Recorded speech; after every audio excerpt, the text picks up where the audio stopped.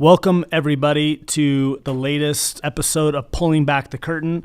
Excited today to be speaking with Tyler Dickerhoof, who's going to tell us a little bit about himself and his takes on his career, which has been full of a lot of success, and with that, entrepreneurship, investing, and other things he's not quite yet maybe aware of. But Tyler, thank you for joining us. Let's start there. Thanks, man. Appreciate the opportunity to be here to pull back the curtain.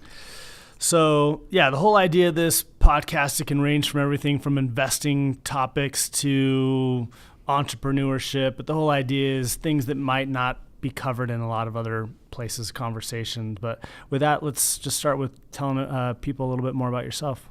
I'm a Buckeye. I'm from Ohio. I didn't go to school there, but that's who I am. And grew up on a farm, dairy farm, ended up going to school in New York.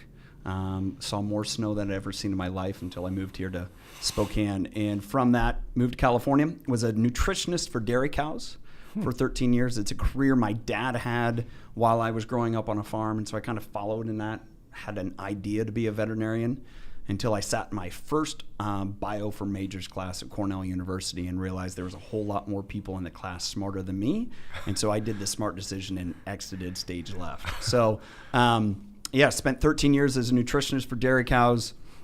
Along the way, found our way here to Spokane. My in-laws had moved here from California.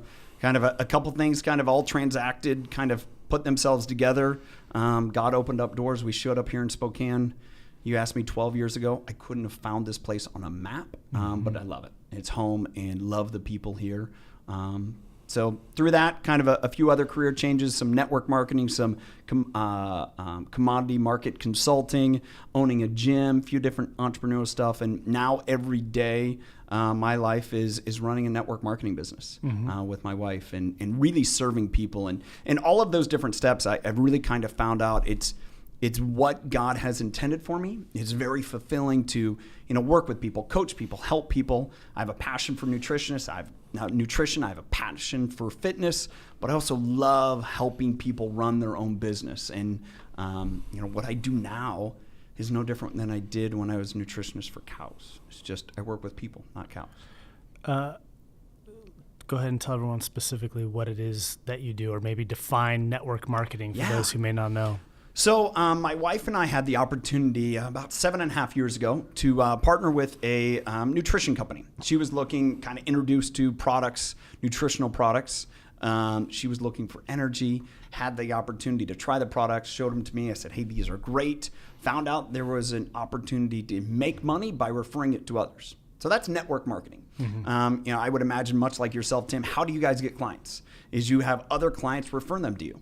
And, today, it seems so foreign that that's a career path to some, but yet it's very normal in a lot of different places.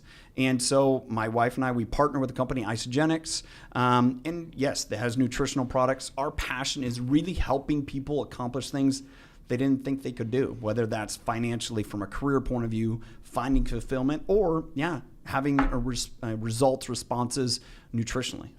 So to that end, because that's an area I did plan to ask you, know a little bit about your bio.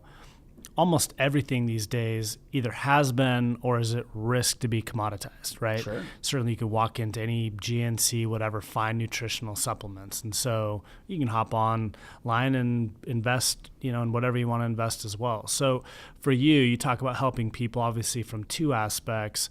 Maybe just start with those that are looking to get more fit, get healthier. How do you differentiate yourself from all the different offerings that are out there to not be just a commodity, but to bring those additional values? And what are some of those things?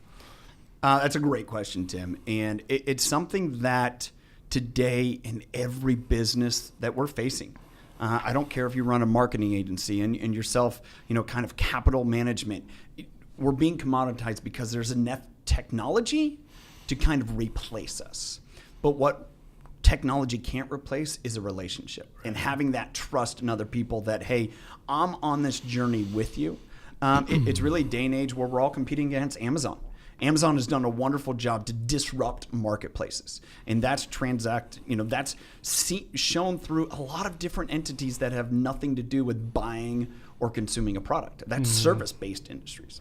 And so our differentiation is, we have products that get results.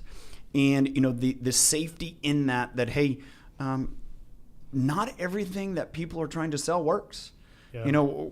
We've come through many, many, many generations of, great salespeople and products that don't work. And, so I think that's a differentiation is like, hey, there's legitimate products that work, that are safe, that have great nutrients in them. The other part of that is, who are you, what are you looking at from a standpoint of what's your journey? You make the comment about, having, I want to lose weight, I want to change, but why? Why, Tim? And part of that today is connect that to where we are in life. Right. You and I are about the same age. And if I look back at my life and, what my father, who's in his late 60s now, what was life for him when he was our age? It was like, just go through life. Don't worry about fitness. Don't worry about nutrition. Don't worry about health. There'll be a product. There'll be a pill for that. And, I can sit here today and say, I take no prescriptions. And I probably look at a lot of our age demographic, and that's more normal than it is abnormal. You go back 25, 30 years ago, and it was like, hey, there's always a pill for that. And I think part of that evolution has been there's more to life. We've seen people that have either, just life cut short and expectation of life cut short. It's like, hey, I want more out of it. I want to be more for my kids. And that's my driver. Like I said, I grew up on a dairy farm. My dad worked his butt off. He was up at 4:30, 5 o'clock every morning. He wasn't done until 7:30 at night. And that was every day that I knew until I was in 14, 15. And, part of that, he was, college football player who tremendous athlete. And then because of career, because of life, stopped working out, stopped taking care of himself because it was just like, hey, I need to go through life. And I look at where I'm at today at 39, and I have a daughter who's 12 and a son who's 10 and a son who's 9. It's like when they're 18, 19, 21, it's like, where do you want to go and how fast can we get there from a physical activity point of view? Because that's important to me because I didn't have so much of that. And so I think that's a driver when it comes to all those different things. Like, what do I have to do today to get me there? Yeah. Well, no, we talk. There's a lot of things that are analogous between health and fitness and finance, not the least of which is they're highly emotional topics. Totally. Right? Whether that's one's perception of themselves or the emotions that go along with not feeling well. And then money obviously is a highly emotive thing too. And so you touched on a little bit tying it to an objective, right? Yeah. Simon Sinek's why, right? Your why has got to be bigger than the obstacle you're in front of. And that's a lot of that. I think the other thing for us, at least in our line, is in terms of commoditization in that mindset is you really can't make a career out of just being an access point anymore, right? I mean, for a long time, if you wanted a stock, if you wanted this product, you had to go to this store, this person, that whatever. And if that's the only thing you have to add a value anymore, that's gone, right? Because you can go to 1,000 different places, get something, if not the exact same thing, from someone cheaper, quicker, whatever. You better be bringing something else to the table, and that's a lot of that relationship side. So my dad was a principal for most, at least my childhood. Sounds like your dad's extremely hardworking, learned a lot of important lessons.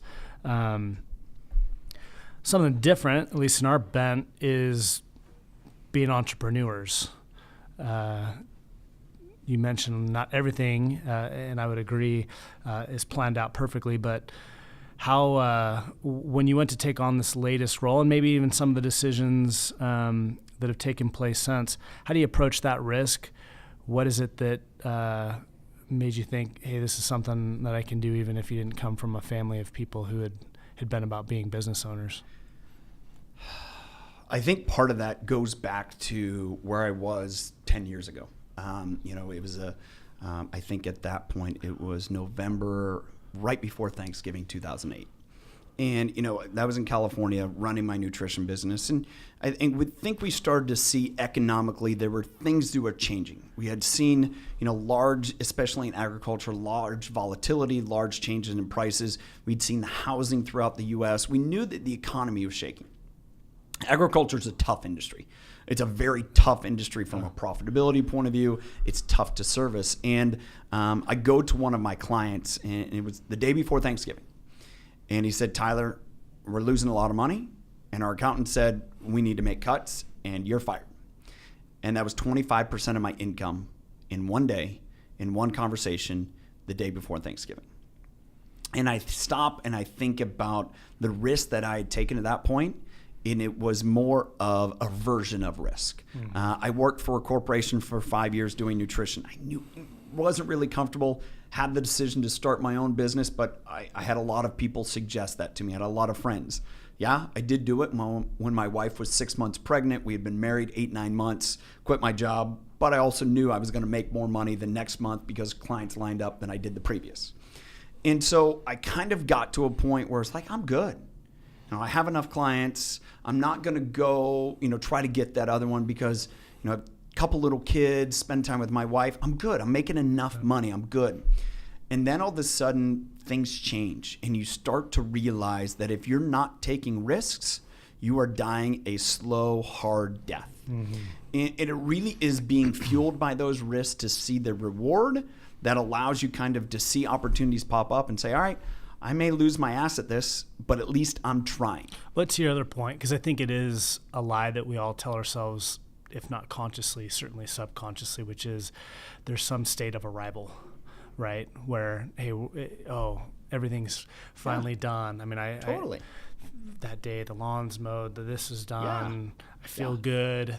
Like, great, well, you're going to have to wake up and do it all again tomorrow. And I think that's very difficult, is to both have that why that you mentioned, at the same time recognize, don't buy into the lie that the work is done, because it's never really done. So that's where you do get into that. And it's tough. I mean, I think we all get tired, but you better enjoy what you're doing, because you got to do it forever. Life is an infinite game. It's not a finite, we talk about sports, and I love the analogy between life and sports, and it's really easy to watch. We can sit and watch football on Saturday, Sunday, and you see everything play out, and you can watch the replay, and you can watch the full 22 from football, and you can see where everyone went and say, oh, well, they missed the pass there. But when you're under the gun and you're, facing it, it's a lot harder decision. Sure. But yet when you analyze and you start to break that down in our lives too, you get to make better decisions. And a lot of that slowing down is just by experience and failing. I'm a big Cleveland Browns fan. I'm a Buckeye. I'm super excited about Baker Mayfield. And as much as he's taken his lumps, I love how competitive and how much moxie, and that's a football term, just moxie. People want to be around him, it factor. And he makes bad decisions, but yet he makes them for good reasons, and he's learning that. And that's life. That's life for all of us, as far as, when you're going through those motions without the opportunity to be empowered. There's a lot of great corporations that empower people to make decisions and take risks and fail. That's how you learn and get better. But if you're stuck in a bubble and in between a box, and today's going to be the same as tomorrow as it was yesterday, you're not growing and learning. We're not meant to do that. Yeah. And so to me, entrepreneurship and being an entrepreneur, taking those risks, is all about, I want to be better tomorrow than I was today and keep moving forward. We've talked about this, whether it's some of the little weekly 10 blurbs that have been captured or in previous podcasts. Part of that is having a third party that can hold you accountable, help you see things you haven't seen. I literally talk about this. Not that I'm in the explaining business. I've gotten out of the convincing business. I spent a lot of years trying to convince people of things, and it's a hard sell, right? Yeah, it's just not pleasant. But one of the things that'll come up is thinking that working with whomever it is, someone like yourself on nutrition, us in finance, well, who are you to think you're smarter than me, or that you know more, or you whatever? And I'm like, the example I've come up with and continue to use, I'm like, Tom Brady has a throwing coach, and he's the best at that that's ever been, right? And so he doesn't have Tom House as his throwing coach because Tom House necessarily is smarter or better. Arguably, he's not by even close, but he can be additive. So who in your life, because part of that risk taking is taking smart risks. Yeah. Part of staying motivated is having people along with you who motivate you. Who is that person or those people for you that, what do they bring to the table in terms of helping you find your blind spots and keep you motivated? Yeah, I think the first and foremost is my wife. And obviously we're in business together. She has helped me become a better person. I'm a better person than I was a year ago, 10 years ago, 13, 14 years ago when we met. And a lot of it is we complement each other. As one of our friends told us, the Proverbs 27:9, iron sharpens 27. Proverbs 27. Anyways, iron sharpens iron. Yeah. And it doesn't do that without sparks. Yeah. And there's a lot of sparks between the two of us, but we really complement each other. So she's first and foremost. I'm lucky to have, friends for years that can, point me in the right direction, but that is a constant journey every day to get outside of my circle and bubble and find new people. We've had the opportunity to spend a lot of time mentoring with John Maxwell. I mentor people from afar. Right now, my number one mentor is John Wooden. I love his books. I love, learning what he did as a coach because it was so much bigger than whatever, he did on the field, on the court. Guys like, Craig Rochelle is someone who's a mentor to me. I've really followed those people from afar, and those are my mentors. And then it's quick to make sure that I'm around people that are going to be able to tell me, hey, you know what, you're not that good. You're not that bad, but you're not that good. Right. And you have to constantly put yourself in that spot. What's something you wish you had known when you started out that you know now? Oh, dude, where do we start? I don't think we have enough time for that today, Tim. I think the biggest thing there is don't take yourself too serious. I grew up in with a lot of intensity. It's my personality. It's my bent. There were some challenges through my high school years that I think kind of exacerbated that, where, I dealt with some tragedy, and how I dealt with that is put my head down and drive harder. And usually that means kind of, putting blinders on and just go, because I knew I had to get the job done. I had to do it. And, from that I would, kind of seen as callous and arrogant and cocky. And it was more of just, I'm driven to get somewhere because I don't want to look up and around. And so if I knew something different 15 years ago professionally, it's like, hey, slow down, ask a lot of questions, just listen, and don't take yourself that serious. Yeah. Because you're going to be able to serve people in your niche and only in your niche. You're not going to be everything to everyone. And that's something that, I learned watching Bill Belichick. Again, it all circles around to sports, and you get to watch them. Bill Belichick, to me, is a master. An absolute master of focus on breaking what's people important down and find what they're great at and direct them in that way. And so he can take people that everyone has tossed to the side and said, they're not good, they're not good, they're not good. The 199th pick, Tom Brady. And he can see what he's great at and put him in a system and understand that guy fit his system. If you look at, their previous quarterbacks, the Bernie Kosar he had, the Vinny Testaverde, the Phil Simms, he mimics that a lot. And he's like, he fits. He's got a tremendous skill set. Tom went far beyond what Bill could ever do. And I look at myself as like, I can't be everything to everyone. I need to figure out, what do I do that no one else can do, and be comfortable there and say, hey, Tim, what do you need today? Okay, this is what I have to offer. It's not going to fit that. Or, yeah, I have something to offer that's going to fit that. What changed that? What was that point in time where you – because I can relate to a lot of that. And I've got those moments I think I can point to where I think you realize not every single moment is a life and death moment. You put that much pressure on yourself to your point, take things that seriously. What was it that created that epiphany in you to approach things from a slightly different angle? Just I think it was that. I think it was that story about losing a client the day before Thanksgiving that accounted 25% of my income. I'm like, dude, I know he hired somebody who is not as talented as I am. We've had great results while I've been working with him. Changed his business, met all the metrics he wanted. Yeah. But yet I was missing. What couldn't I do? And looked at other accounts that had and lost or whatever, and realized, hey, you know what? Bill Belichick got fired, a Browns guy, right? Bill Belichick got fired from the Browns with going to the playoffs and a winning record, and then Art Modell left or whatever, all that happened. But he was an exceptional coach. Right. And he got fired. Right. And he's the best football coach ever. Yeah. And it wasn't until he refined and understood, hey, this is what I'm good at. You put me in that situation, because he had bad years, with Cleveland. He had bad years with the Jets. He had bad years, with the Giants there. But yet he came back and understood, okay, this is who I am, and this is what I'm about, and this is what I can do. And if I focus on that and help everyone do their job, we collectively are going to all succeed. But it's not going to happen overnight. And I have to lead and say, hey, do what you're good at. I'm going to do what I'm good at. You do what you're good at. And I'm going to surround myself with people that are exceptional at what thing they can do, and ask everyone, just do your job. Right. Don't do more than that. Just do your job. Don't Yeah. do less. Just do your job. Yeah. You have a failure that was a great learning experience for you you're willing to share out, other than those? and other than getting fired? Yeah. I mean, there's obviously a lot of them.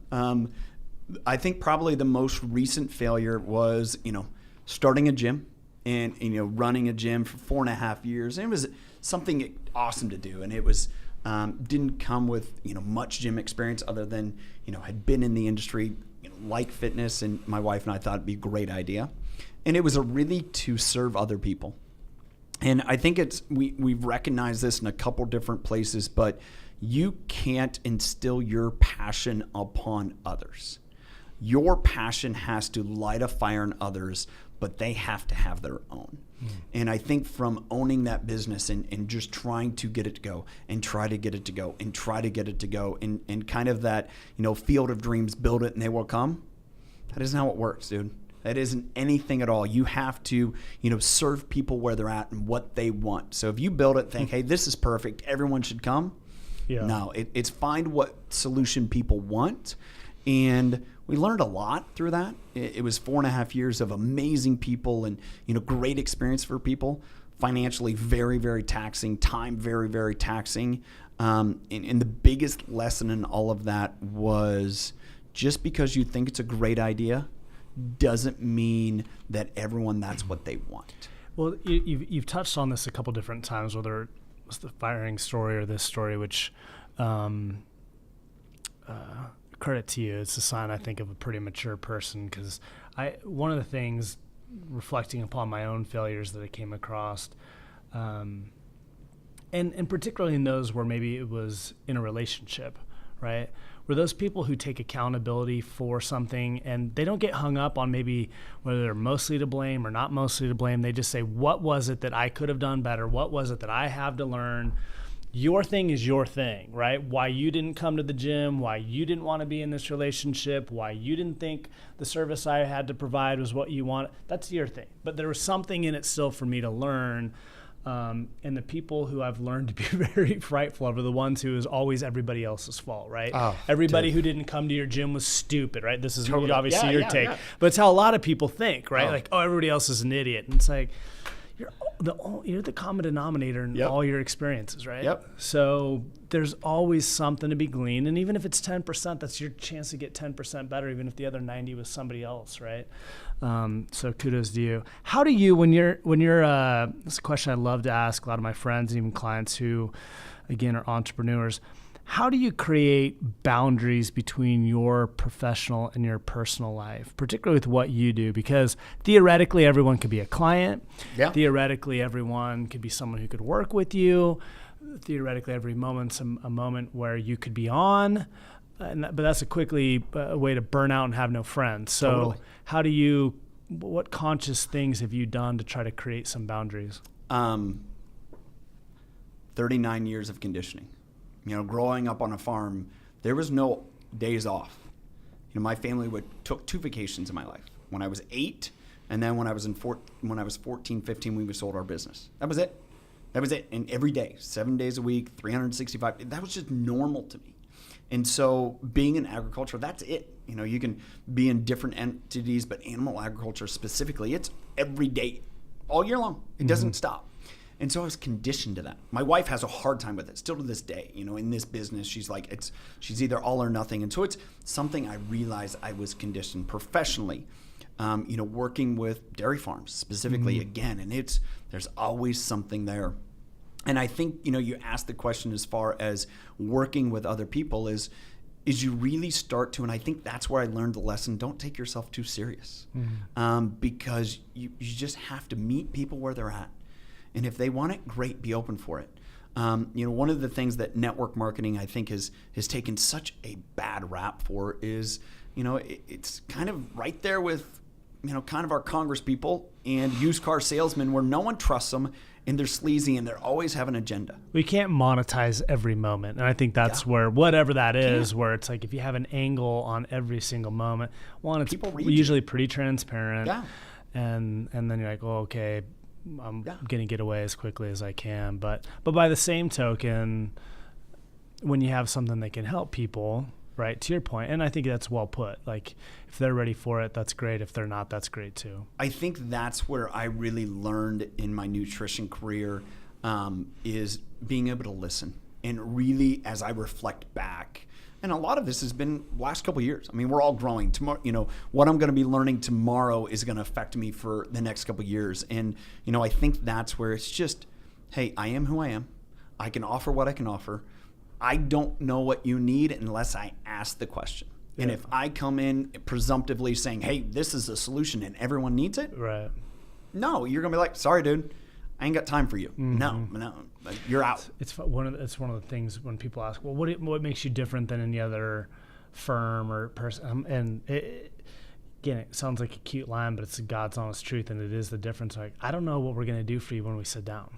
Right? Because that talks about getting to know you, listening before you're talking, exploring, not having a singular solution you're trying to apply to everyone else, and as opposed to what you're talking about, which is the answer is A to whatever is going to come out of your mouth. That creates a totally different experience. And again, traditional sales, that's how it's been, right? Yeah. I have A to sell. I'm going to figure out a way to give you A. Totally. As opposed to who are you, what do you, but it's more time intensive. It obviously is more relational. You've got to have a bigger basket of tools, which takes time to craft that art, whatever that may be. But yeah, and I can relate a lot to that. What are you most excited about right now? What are you looking forward to? What's something on the horizon that's got you curious? I think the biggest thing that I am... Broad question for you to take where you want to take. Right now it is continuing that path of growth. And that's exciting to me. I love to learn. Any of the listeners that are familiar with StrengthsFinder, I'm a number 2 learner. I love it. I'm strategic. I'm a learner. I'm a let's go. And we're in a massively changing area of marketing. Obviously with this podcast, obviously with this video, it's how do you get your message in front of people to where they can consume it without being that high pressure sales that, we are evolving dramatically there. We are in a time and age of marketing that has changed like it's never changed before with different mediums. And, as you're trying to, our products are the same, our services are the same, but how we communicate that to people, how we, let people know about who we are, what we do is vastly changed. That's, we largely built our network marketing business using social media. It was kind of the iron was hot and we hit it well. And now as we're enveloping and chewing on that and understanding, all right, what's next? That's what I'm most excited about because, if you are willing to put in the hard work and learn and investigate and try, you're going to see results. But it is changing right in front of our eyes. Every single person in every single industry, I don't care who you are, it's the Amazon effect is affecting everyone, even yourselves. Yeah. No. And for me, it's been trying to find that balance between, as you say, being willing to try and put yourself out there and grow, right? I mean, I think you need to learn to speak, again, analogy here, not a literal comment, as many languages as you can. Yeah. But we've all been in that room where you and I are trying to explain something to somebody and we say the exact same thing, but from one of us, it makes sense to them. Totally. Like, that's what I said. Well, I don't know, the way you said it. And so... to me, there's always 2 parts. One, learning to speak in as many different languages as I can at the same time. And you hinted at this earlier, like, I'm not going to be everybody's cup of tea. Not everyone's going to hear the way I hear, connect with the passion in the way that I have it. Totally. But those people are out there. And again, this, all these different mediums and the ways to disperse, hopefully help you find more of your tribe than you otherwise would. Curious. I'm going to take you down just a little bit of route. We've been talking a lot from an investing perspective with our clients around some of the same concepts you had with, again, very popular ones for those who are into kind of the self-development, self-help literature that's out there, but one is, again, connecting with that why. What is your objective? There's got to be a bigger purpose than just the obvious face value one. And then to the other, who are you as an investor, right? So one of the things we were talking about in a video we put out a couple weeks ago is there tends to be two types of people who fear missing out, right? On that, and in my world might be that hot invest, and those who fear losing something as an investor, maybe not as an entrepreneur. They don't have to be the same. Which one do you think you are? So I'm going to answer that first question is, what's my objective? It's to impact people. Yeah. And we've been given a platform to be able to, people that are in my life today that 8 years ago would have never known. And just the number of different people is amazing and awesome. But I know God has done that for a reason. And God has done that so that way I can take what little bit that I can do well and share it with others. And I think a lot of that is just how we can all impact and make a difference in our lives that, transcends and goes beyond. And that's what I love doing. I love being a part of. I love seeing. I love investing there. I love investing in other people. I mean, I'd much rather invest in people than I would financially any way, shape, or form because it returns so much better. I've had mentors teach me that. But I am more of I'm kind of a middle of the road. There's a fear of missing out where I love to be involved in it, but I also know, so I grew up on a dairy farm. I invested a lot in registered purebred cows. And, what I invest there, some people spin their heads on. All right, people buy boats and RVs and lake houses. I have cows. And, part of that is the competitiveness of it to do what you didn't think would happen. It's finding that great opportunity on a chart. It's like, oh, this popped up. Let's go do that. And wow, that turned out. But you also got to know I read it wrong and I failed. And take that risk. I don't like gambling at all. Gambling does nothing for me. But I love that intuitive, strategic, activation of, all right, this is the way it all lays out. I'm willing to risk it because if it doesn't, all right, it is. But if this pays off, then great. I enjoy that part. And so it's for me, it's really having a balanced portfolio where I can take all those into play and say, hey, I have some of those. But yet it's more of hey, let's set a course, let's get there. And, how we ebb and flow down the path is fine, but I know where we're going down the long road. Cool. Well, thanks so much for joining us today. I really appreciate it. Hope to have you back. Yeah, thanks, man. All right. Thanks.